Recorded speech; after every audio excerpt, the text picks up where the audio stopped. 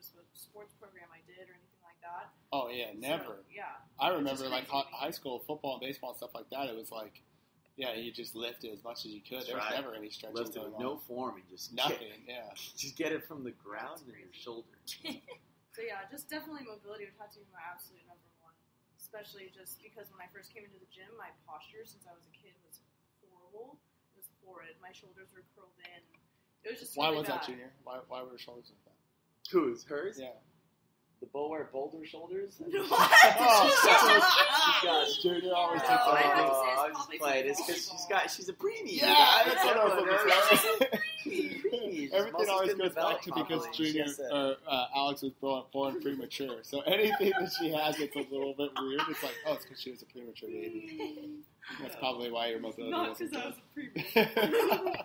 Probably because I played volleyball and for years and years and years, and I was always in that position, the back row. Well, for those who don't know Alex, before she started CrossFitting, she's a very, very shy person. Very, very shy person. Not now. Definitely not now. Definitely not. But before that's why I think that's why she used to walk. Right? You Like a walk hunchback. timid. She like a hunchback. Oh, okay. Right? And She I used looked to at the walk ground. shy and timid. Well, She's and I always has her hoodie. She's like a Jedi. She always has her hoodie on. She's like a Jedi. She's like a Jedi. I think it literally took me a month and a half in the gym to like say hi to like 2 people. It did. It was I Yeah, remember that our was one first of them, and I conversation. owned the I place. remember our first conversation. And it was literally 3 words. That's funny. Oh my god. That's when I knew. We remember all of Alex's feedback. You need to be louder. Yep. You need to In be the- Do you know louder. that girl in Pitch Perfect, the Asian girl who doesn't talk? When she actually doesn't sing. Have you guys seen Pitch Perfect? Yeah. No. She doesn't sing. She That's just you. her mouth moves, but nothing comes out. That was me. That was you when you were coaching. Oh my god, that's funny. Okay, so mobility and mobility. Megan, what's your... If I could tell myself one thing before I started CrossFit, Well, there's this there's is going to actually be... 3 things. Okay, the first thing, Well, the first thing, the most Oh, important. we're only doing this one, is right? going No, to we're be gonna the rest of your life. Oh man, this is Dang. it.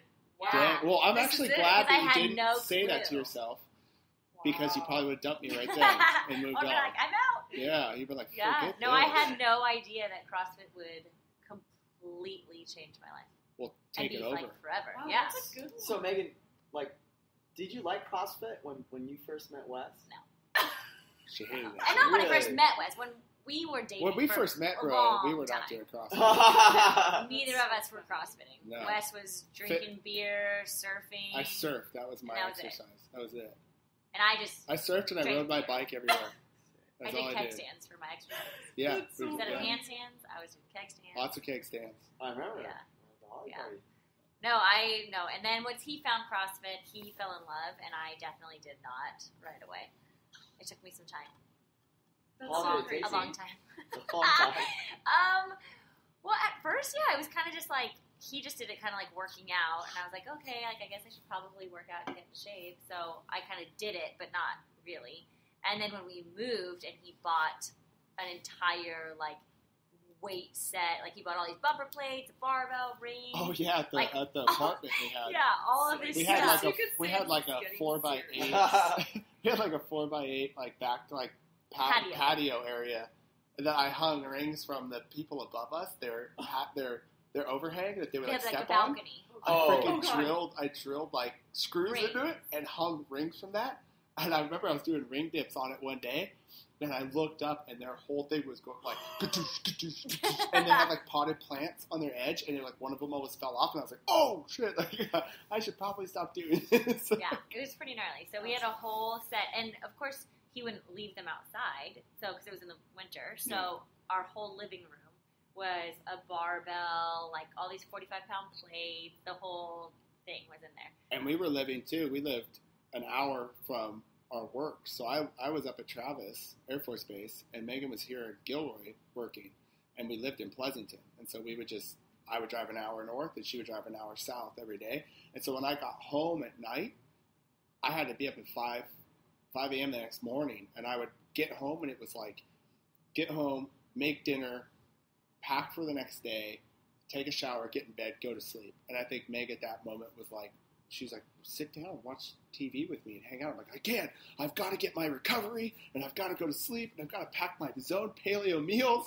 And Megan was like, what the hell is happening? I thought Too life bad it was wasn't crazy. any paleo Nick meals back then. Oh, It was just a bunch of No, time. I said HBL. And that was before like Pick you knew 'em up how to at make the good gym. food Just too. So kidding. it was like literally just like plain steamed vegetables Oh, and rice and horrible. stuff. It was gross. So no, my life was not very great when he found CrossFit. CrossFit was not what I loved. But then, I don't know why I started liking it. I think it's because first of all, I had to do it all the time because if I wanted to spend any time with him, we were doing CrossFit Right.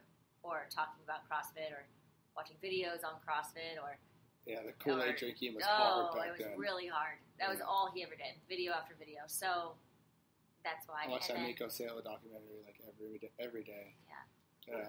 Man crush hard. And that's all. So anyway, then I So started you would have liking told it. yourself like, all right, dig the I would've- claws in because Yeah, here we I go. would have said, "Wow, get ready.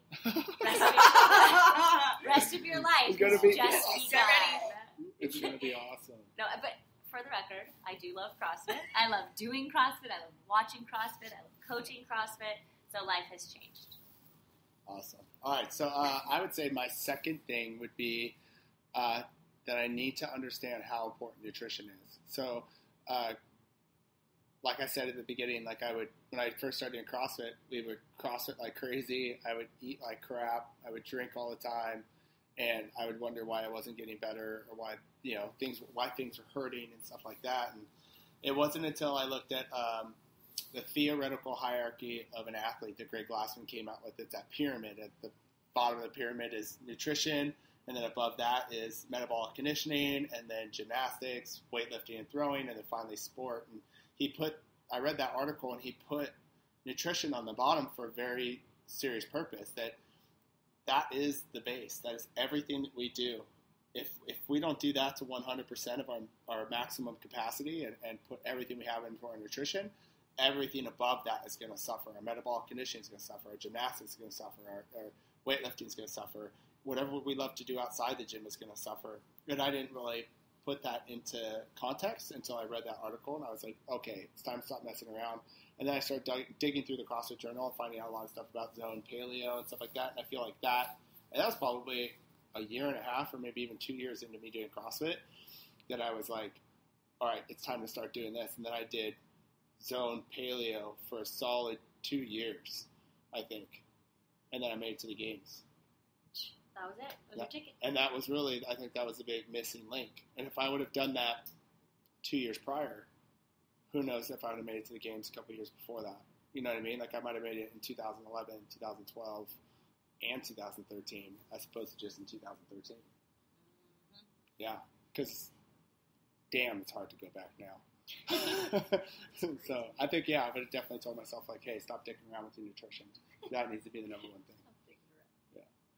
I'm definitely gonna have to piggyback on that for sure because I used to like binge a lot, like even like because you're so introduced to CrossFit and everything, like you're just hungry every second of the day. Oh yeah, and definitely would if I would go back now, definitely get my nutrition dialed in, just eat more whole foods, and I used to eat a lot more processed foods, like I mean like cereal and stuff like that. I used to be my biggest weakness, and it would just kill me the next day, and I didn't care.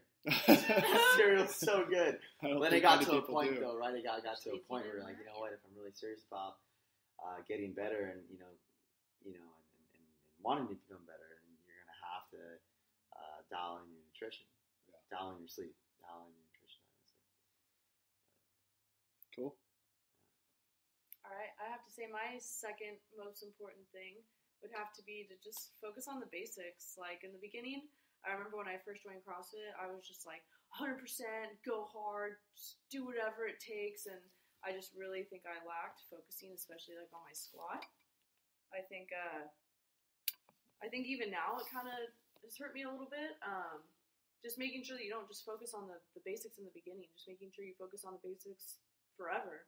I mean, you can never focus on them too much. I mean, even now, I could be doing wall squats and really focusing on that and kind of fixing your squat. And you can never get too good at an air squat. No, ever. You can never get too good at a squat. There's always something that you could tweak, always something that you can fix. So I really think that is like the base of everything we do too, movement wise.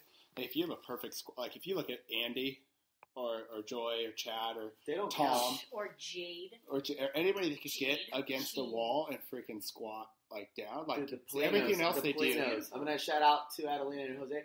The Polinos. Yeah. are amazing But squats. like, and look at how they move and everything else they do. Like they're all amazing movers, right? And it all starts with, I think, that squat. Mm-hmm. If you could squat really well, like I think everything else usually is pretty damn good too. Yeah, awesome. Well, I wasn't really prepared for this. I was busy making random dodgeball teams. My second thing, I think I'm pretty competitive. And I've always been competitive. But I think the cool thing about CrossFit is there's like this friendly competitiveness that happens. But I think I would have told myself, don't let it get too intense. So sometimes I remember when I would come in, the first thing I would do is go straight to the whiteboard and see what everybody in the classes before me did. What weight did they do? Like right away. Oh, so-and-so. And I mean, we all know me. I'm not really an RXer, unless it's something like Cindy. Okay? RX that all day long. I will RX it all day long. 100 pull-ups. Or Murph. Well, without the vest. Oh, wait, minus vest. Sorry. Yeah, so I'm much more of a body weight kind of person. But so I would go on there and see, okay, who's kind of similar to me? What did they do? Sweet, I'm doing that weight today. I didn't really take into consideration how I was feeling that day. Like maybe if I had a bottle of wine the night before, or maybe like job was really stressful or whatever it was, and I wasn't feeling 100%, or maybe my shoulder was hurting or whatever it was. I would just do whatever was said on the board that my friends had done. So I think I would maybe take a step back and focus more on myself instead of being super competitive and comparing myself to others, when maybe that wasn't the best idea for my safety or really getting the intensity that I needed that day. And that's what I would do. That was a good one. Thanks. That was Great on job, the spot. Megan. It was from the heart because I wasn't. We got prepped. one more. Uh-oh. Whew. Yeah, Got thanks. 5 minutes to think. I'm not even going to top that one off. That was really good. My final thing would be that I think I always knew this.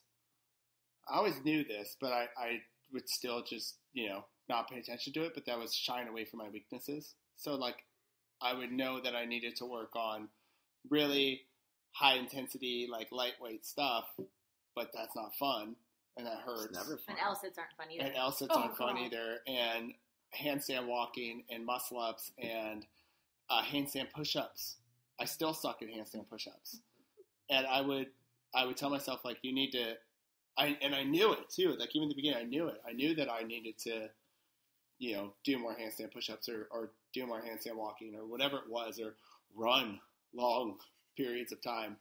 And I would go, nah, I'm going to go back squat or deadlift or do King Kong instead, because that's way cooler and a lot more fun. And I wanted to have fun.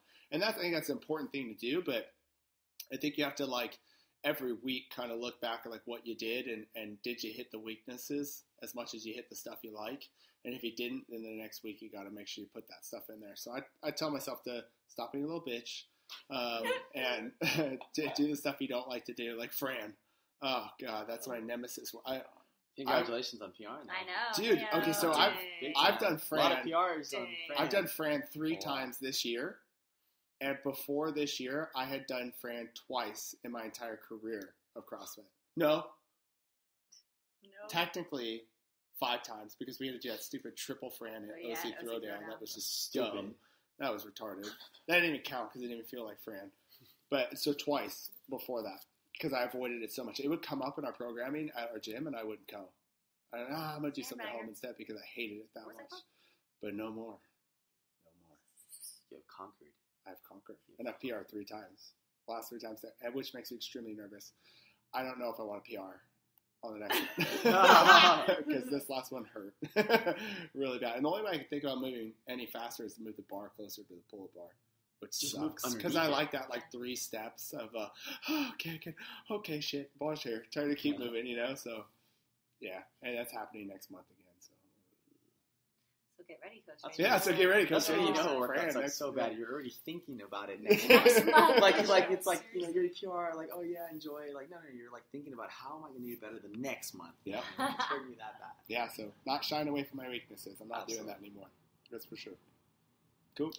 Last thing I would have to say is to come into the gym with a purpose. That would be the biggest thing if I were to tell myself. Obviously you're